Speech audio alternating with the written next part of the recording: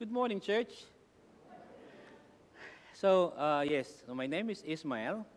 And if you notice, I'm truly Filipino because with most Filipinos, you would see that our first names are American and our last names are Spanish. So it's Ismael Santillan. Some people call me Ish. Some people call me Melo's dad, Mary Ann's husband, Kayla's dad, Joseph's dad. Call me Ish. So it's easy to remember. And yeah, so it's good to be here with you this morning here at Para Vista. And I've also got, well, Marianne sends her apologies because Marianne is actually at College Park this morning with her group. They've got a special item there. But in place of Marianne, I've got an extended family. Uh, my kids from Prescott, we've got more kids than we normally have. So, yeah, good to be here.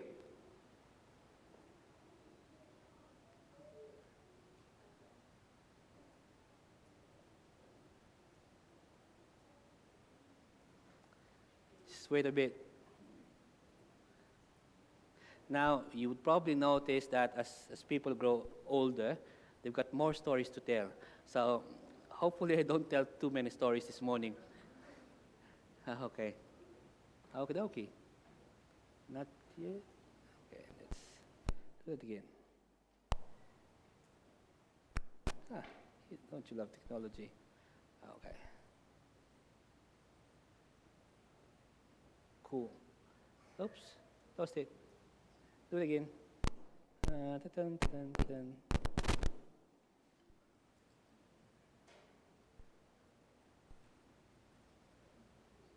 Got it. Got it. Almost. No. Ah, excellent. Okay. No, it's supposed to be like that. Maybe. Let's have a look. Yes. So, anyone familiar with this name? Ole Kirk Christensen. Anyone familiar? Familiar?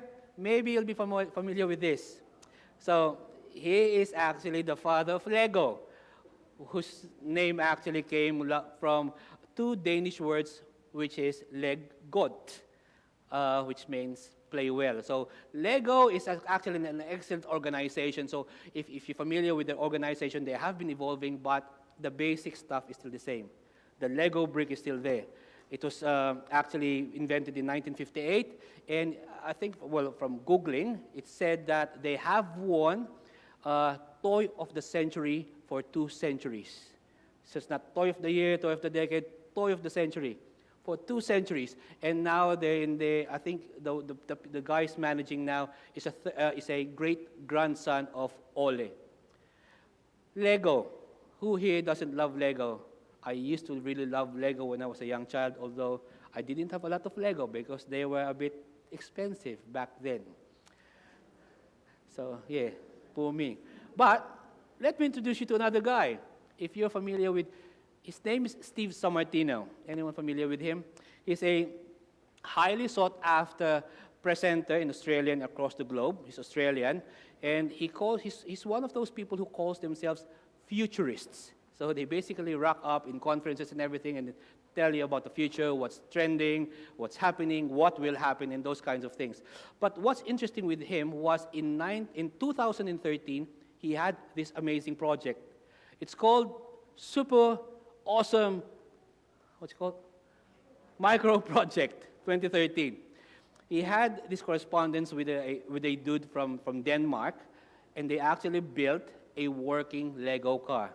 So all of the stuff there, they're all Lego. I think the only thing that's not Lego there are the wheels, and I think most of the engine is also made of Lego. Lego, 2013. Now, I brought up Steve Sammartino because of the next part.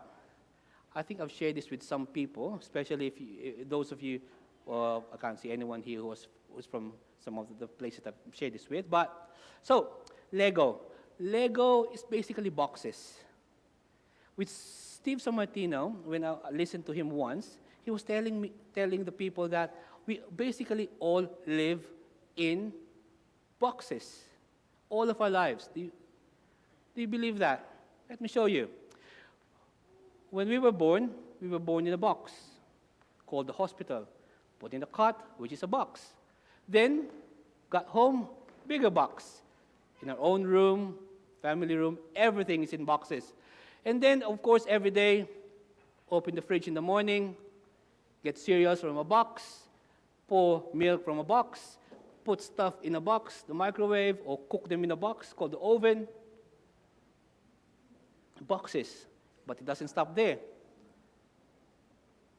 After that, we head off into our moving box. The car. Go places, whether a bus, car, jeep, whatever. Still in a box, just moving. And then we get to our destination box. Some people go to school, some people work. Still inside the box. Some people are probably more boxed in cubicles than others. When we get home, of course, we've got our own boxes that we play around with, whether it's a telly, your mobile phones, or your book. Spend more time in the box. One thing about the mobile phone, though, they said that there's a new, well, it's not really a trend because it's been happening now. There's a new habit or behavior of people now, especially couples at home. Remember before we go to sleep, we normally kiss each other or say good night. But now the new behavior is that before you go to sleep, you plug in your iPhone or your mobile device, put it there to charge overnight. In the morning, first thing you do is also unplug it and check your mobile phone. Boxes. And then, of course, where do we buy our groceries and everything that we need? Bigger box. Your grocery. Wherever.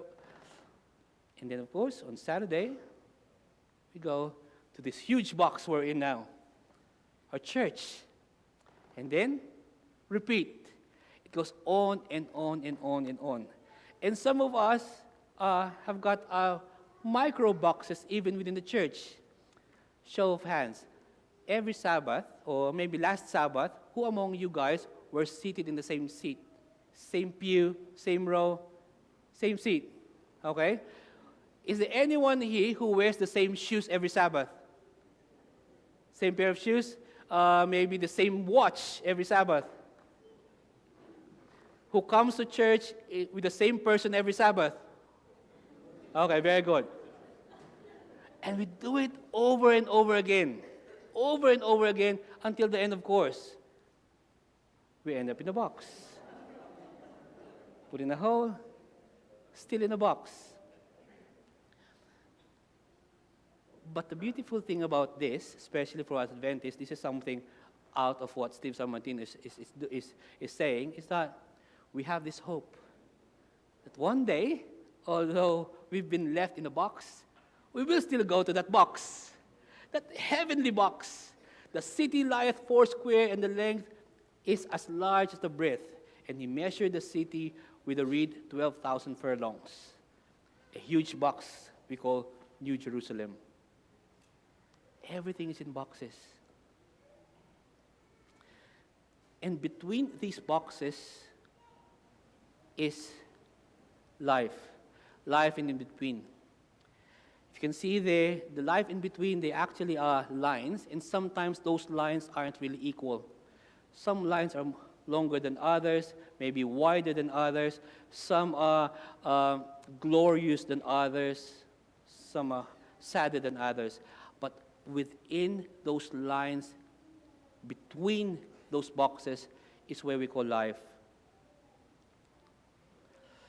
With the Israelites, this was the desert. The desert where they actually were freed from Egypt.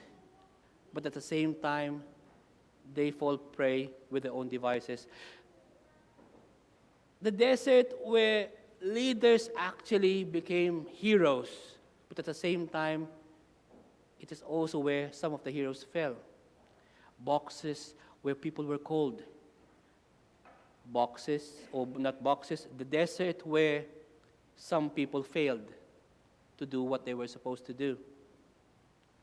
So this is the desert of our lives, where we are now, where we are essentially are. Some of us have been in the same place, in the same box for too long. Some of us just entered into a box. Thank you, Michaela, for sharing your story this morning. So Michaela now is in a different box or transitioning in a different box.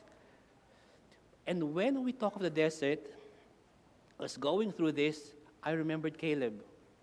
Caleb, Caleb, Caleb. Caleb.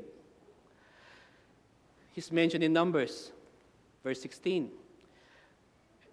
So we all know this when representatives from the 12 tribes were called together to spy for where they're going, and one of them were Caleb. And this is all we know about Caleb from the book. From the tribe of Judah, Caleb, the son of Jephunneh, from the tribe of Issachar. I was looking at, so what does Caleb actually mean? Who is Caleb? There are different schools of thought with Caleb. One of them is that because Caleb literally means dog, and there was some people were saying, oh, okay, so Caleb is probably called dog because dog is the symbol for their tribe. What some others are saying, well, he's actually called Caleb because he is most probably a product of intermarriage between an Israelite or someone probably from Egypt, which is why he's a dog. But you know what? The beautiful thing about Caleb is that it does not matter what his background is, who he was. What matters is when he was called to represent his tribe, he stood up and he represented. He was there. Fast forward. Do you remember this? Some of you probably do, some don't. So if you are too young, so that is called a what? A cassette tape. So it's called a cassette tape when we were younger because we normally just have one cassette players. When your dad tells you, can you please fast forward this? So you get a pen or pencil, put it in there, and then start wearing it around. So it's not toy, but start spinning it, fast forward or rewind, okay. So fantastic devices, cassette tapes. Anyway, let's fast forward. If we go now straight into verses 25 and 28, so they have done their job. They have spied over the land. At the end of 40 days, they returned from spying out the land. They brought back word to them and to all the congregation and showed them the fruit of the land. And they told him, we came to the land to which you sent us. So this is the spies talking to Moses. It flows with milk and honey. And this is the fruit. So that is the good news. Fantastic news. We saw what was promised. Amazing stuff. However, the bad news. The people who dwell in the land are strong, and the cities are fortified and very large. And besides, we saw the descendants of Anak there. So, again, I was going through some stuff. So who was Anak? Who were his descendants? Apparently, Anak's descendants were what? Giants. Big men. Just like me. No, just kidding. Just probably a bit bigger than me or taller than me. But they were really bigger than most men. Goliath size, most probably. It's actually amazing sometimes when you see, remember the thing about that when people see a glass, it's either half full or half empty, or some people, they just see a glass of water and just drink it. It doesn't matter what it is. But that was the case. That was the case. But here's the best part, I think. In verse 30, but Caleb quieted the people before Moses and said, let us go up at once and occupy it, for we are able to overcome it. It's amazing. Some people were, come on, man. It's too hard. Then the men who had gone up with him said, it's a long bit, if you go through it, but basically it sums up in two words. It's too hard. It's too hard, man. Come on. How many times have we heard this? How many times? Honestly, I'm sick of hearing it, especially in church. we sometimes have board meetings that take up so long just because some things are too hard. Some things are too hard. Too hard. We see the giants. We see the tribe of Anak, but we don't see the grapes. We don't see the milk and honey. Too hard. Too hard. And then, if we go on now into verses 5 to 9 of Numbers 13, if you jump now into that, and Joshua the son of Nun and Caleb the son of Jephunneh, who were among those who had spied out of the land, tore their clothes and said to all the congregation of the people of Israel, "The land which we passed through to spy it out is an exceedingly good land. If the Lord delights in us, he will bring us into this land and give it to us, a land that flows with milk and honey. Only do not rebel against the Lord, and do not fear the people of the land, for they are bread for us. Their protection is removed from them, and the Lord is with us. Do not fear them." Amazing. Amazing. If everyone can see these things, if only everyone can have this sort of a stand, like Caleb. For they are bread to us. Wow. And then we know what happened. Everyone just got really tired of the ramblings of Joshua and Caleb. They didn't want to go. So what happened? In verses 29 to 30, your dead bodies shall fall in this wilderness, and all your number listed in the census from 20 years old and upward, who have grumbled against me, not one shall come into the land where I swore that I would make you dwell, except Caleb, the son of Jephunneh, and Joshua, the son of Nun. So who was talking here? It was God. Just really annoyed with these people. Come on, guys. You're in the desert. You couldn't see the manna every day. You couldn't see the pillar of fire always after you. You have gone through the Red Sea. You have seen the plagues. And still,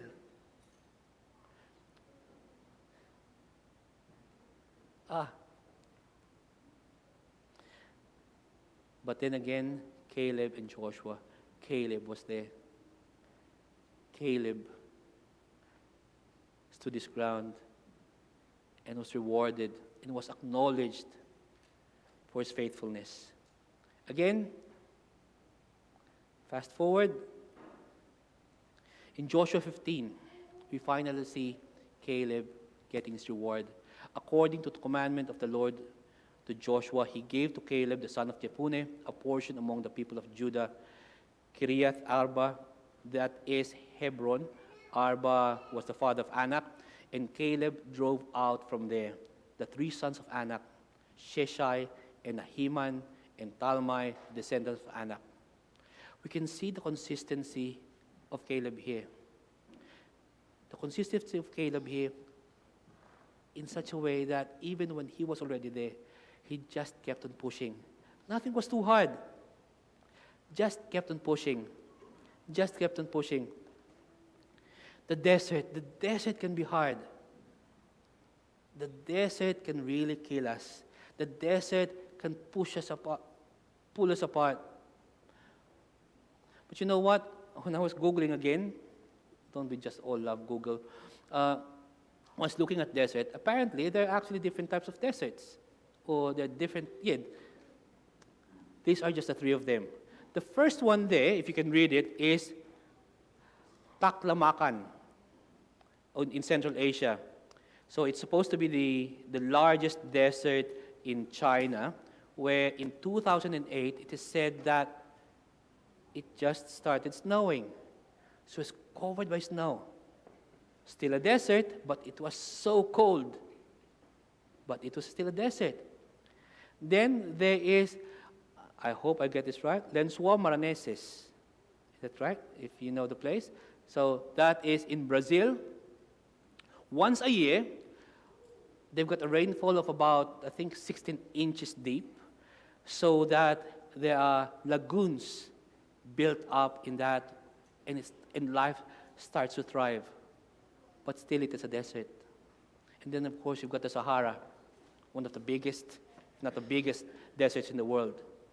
all three of them presents something, different things, but still in their vastness, they are still deserts.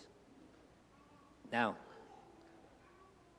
here comes one of the stories. These 4 kids with me, they are actually part of our basketball team here at Prescott, the Prescott Fusion. I've been coaching them now for 2 years. No, don't worry, I'm not asking you to come here, unless Lavi you want to join me here. Okay, good. So, with them, we started off as really the smallest among the teams. I think our first year, we hardly won any game. The kids were really devastated. I didn't actually even think that we'll have another go this year with them as year 7s. We lost one game after the other. At some games, they were really so badly beaten that they were even physically beaten because the kids were even taller than me, bigger than me, and they were just so small.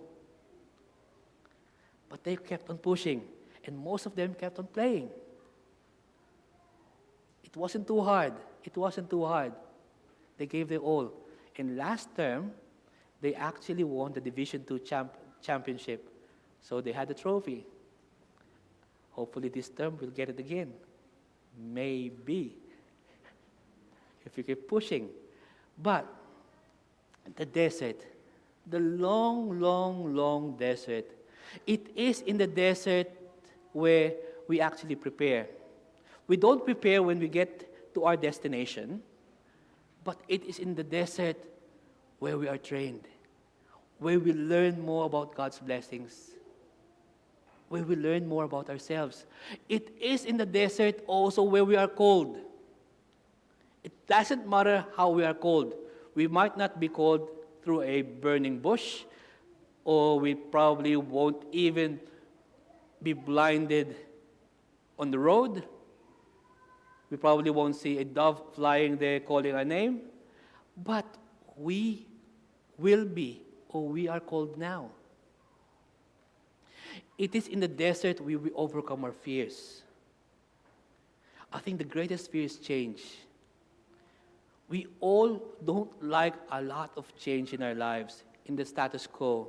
And someone was saying that we actually hate change because it is in change where we lose something. We lose something. In some way, we lose control. We just lose what we have now. But also, it is in the desert where we will be blessed. We are all in different journeys. We are all in different stages in our lives. We are all going through different things. But still, we're going through something together. Change. And this is what we shouldn't be afraid of. Too hard or yes, Lord? 2 choices when we are called. There is a research called Reveal. Now, I think this is only in America. We have a different research here. But what they did was they researched 2,500 congregants and 1,000 churches. It's also called the Joshua Research, where they are actually doing surveys among church-going folks, congregants, and looking at behavior and their stage in life, their faith life, and everything. 11%, that is the number. That is the number of church-goers propelled by their faith to love God and love others with their whole heart. 11%.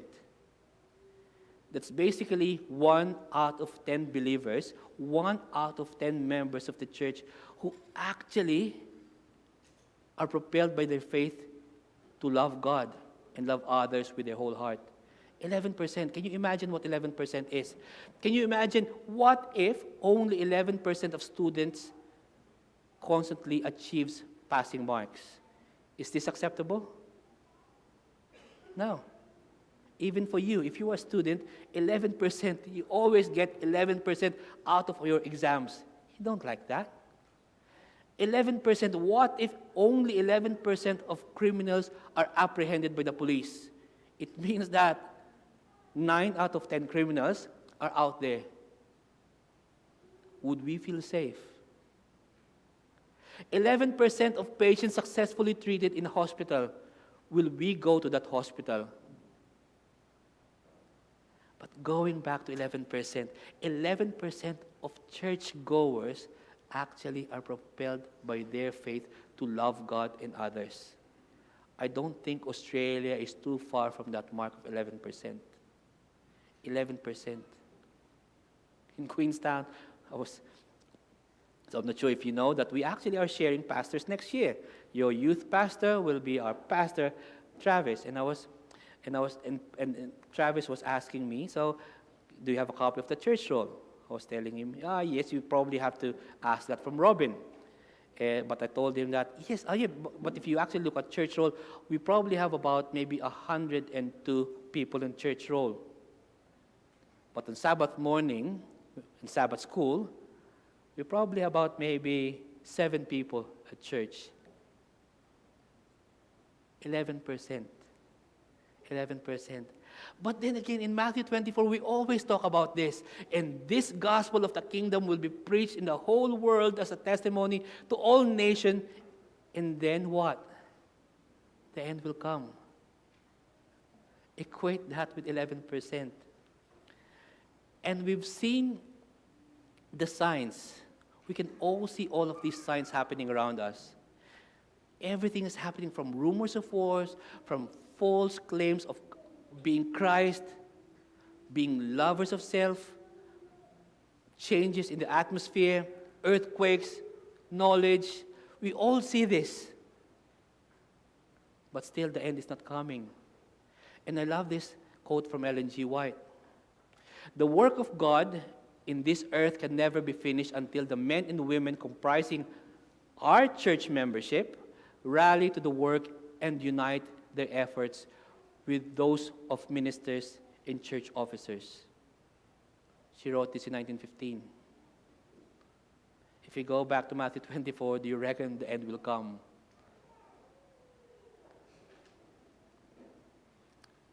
Most of us have been Adventists all of our lives, and I think especially with some of you who have been converted, you've probably heard it over and over again. Jesus is coming next year, or this year is coming soon. But with 11%, I'm not sure how long 11% can actually take you. With 11%.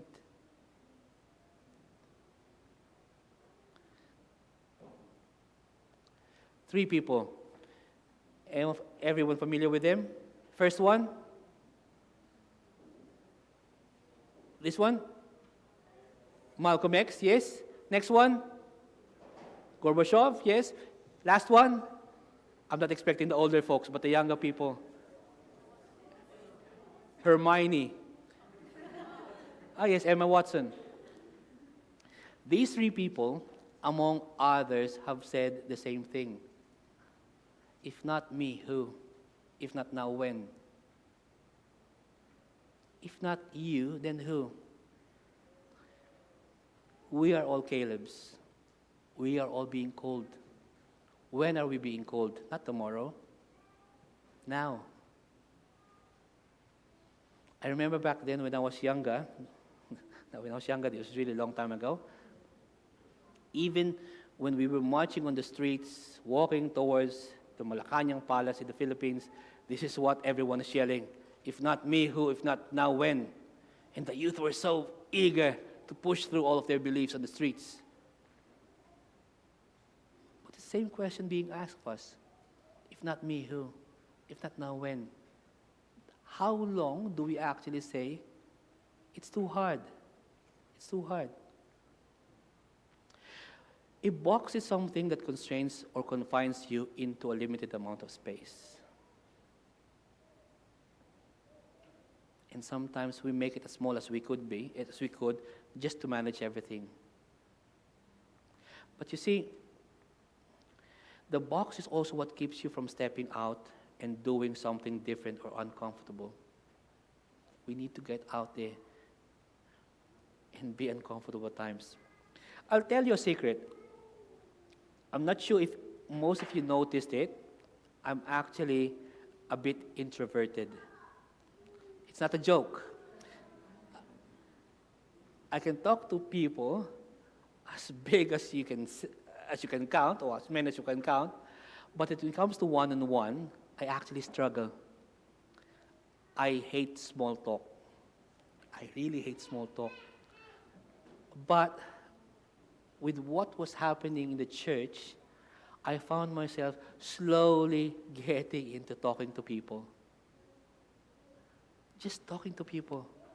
And sometimes it's not a small talk. I don't actually, still don't do a lot of small talk, but really getting into their own boxes, opening my boxes to let them in, and me getting into their boxes. And it just shared with you guys about 658. We have changed 658 this year, that every Friday night, instead of a usual program where we had a special item, prayer, and then preacher and everything, it's more about parents sharing with each other. And last night, we had Casey speak to the other parents, where she shared her experiences, her struggles, and everyone was so engaged. If you're available next Friday, we have another 658. We have 2 more meetings. This Friday, though, will be interesting because we will be sharing, but aside from stories, we will also be sharing food.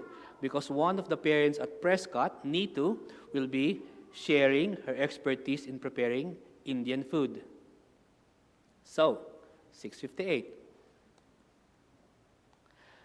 But you know what? There is a prayer for you and for me in our boxes. And this was written by someone who was caught up in his own box. And this is his prayer. Even though I walk through the valley of the shadow of death, I will fear no evil, for you are with me. Your rod and your staff, they comfort me. Sometimes when we read this passage from the Bible, we think, I think it's normally used in funerals now. But you see, this verse is actually for us today, as we journey outside of our own boxes. Testimonies for Church, another reading that I love from Ellen G. White. It is a solemn thing to die, but a far more solemn thing to live. Every thought and word and deed of our lives will meet us again. We make ourselves in probationary time that we must remain to all eternity. Death brings dissolution to the body but makes no change in the character. The coming of Christ does not change our characters. It only fixes them forever beyond all change. Sometimes when we romanticize us being transformed in the New Jerusalem, we will become new beings. But you know what? You will still be you. It won't change your character in heaven. Heaven won't change that. So if there's a time for change, it is now. Can you imagine in heaven, when you're being called up by Jesus, going up there, and then suddenly you found someone, if he's going to be there, I would rather stay here. No, I don't want that. Too much. That won't change in heaven, guys. Change happens now. Change happens now. Too hard. God is still looking for some people of God who understands the times we are living in and then know what to do. Let us fill those 2 dates with something that will make a difference in our generation. We are all from different generations, but this is all our generation. Paul sums it up again in Philippians verse 4:13. I can do all things through him who strengthens me. We all love this verse. But I think we have to step back a bit on verse 12. I know how to be brought low, and I know how to abound. In any and every circumstance, I have learned the secret of facing plenty and hunger, abundance and need. Paul is able to say those things because he's been through those things. And every one of us has gone through our own journeys in life, which is why we all have our own stories. We all have our own journeys to share. Now, this is a tricky bit. And Kayla is now smiling. In the family, you would normally hear Mary Ann and Kayla sing. Don't go. You know what? The best thing about being a parent is actually embarrassing your kids. That's one of the best things on being a parent. But you know what? In all of these things that I've been telling you, this is something that hopefully will nail it down.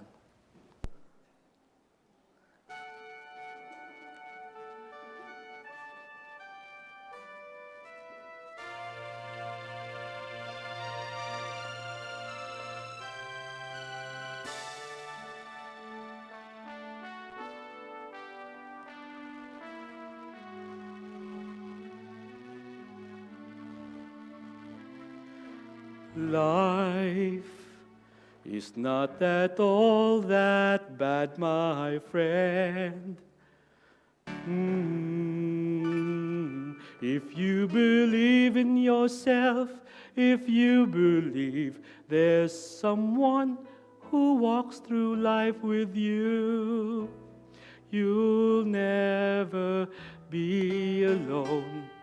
Just learn to reach out and open your arms. Lift up your hands to God, and He'll show you the way. And He said, cast your burdens upon me, those who are heavily laden. Come to me, all of you who are tired of carrying heavy loads. For the yoke I will give you is easy, and my burden is light. Come to me, and I will give you rest. When you feel the world is tumbling down on you, and you have no one that you can hold on to, just face the rising sun, and you'll see hope, and there's no need to run. Lift up your hands to God, and He'll show you the way. And He said, cast your burdens upon me, those who are heavily laden. Come to me, all of you who are tired of carrying heavy loads. For the yoke I will give you is easy, and my burden is light. Come to me, and I will give you rest. And He said, come to sorry, those who are heavily laden. To me, all of you who are tired of carrying heavy loads. For the yoke I will give you is easy, and my burden is light. Come to me, and I will give you rest.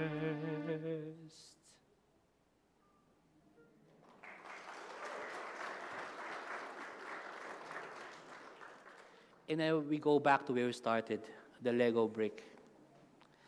And let us not grow weary of doing good, for in due season we will reap if we do not give up.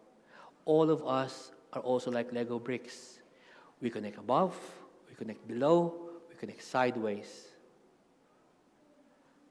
And we will only be a good Lego brick if we continue to connect. If we continue to put together our boxes and do the will of the Lord.